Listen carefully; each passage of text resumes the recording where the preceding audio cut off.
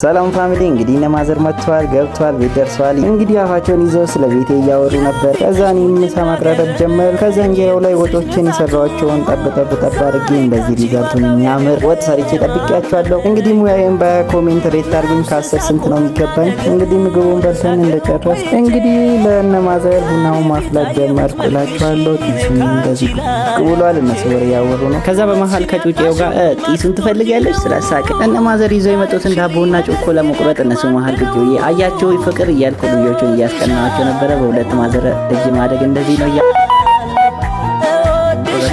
ጮኮንም ቆረስ ነው ይላቸዋል። አቤት እንዴት አባቴ እንደሚያድቁ ማዘር ስለመጣች ግን ሰርታ የመጣቸው እንግዲህ ጮኮም እንደዚህ ነው የሚመስለው።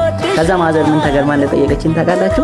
አንተ አለች ቅድም ያቀረብከው ወጦች አንተ ነው የሰራኸው አለችኝ። አዎ ስላት ሁለቱም ከት ብሎ ሳቁ። በጣም ተገርማ ከዛ ቡናውን መቅዳት ጀመርኩኝ። ጓደኛ አጠገቤ ቁጭ ብሎ በጣም እያሳቀኝ እየቀለደብኝ ነበርና እንግዲህ ለእናታችሁ እንደዚህ ቡና የምታፈልጉ ሰዎች እስኪ ኮሜንት ላይ እኔ ማለው በሉ። አቤት ይዋት እስኪ ከመልኳ መልኳን እስኪ እንደዚህ ያሳደገችኝ እናቴ እና እናት በጣም ነው ወድሽ ያንቺን እድሜ ያርዝምልኝ።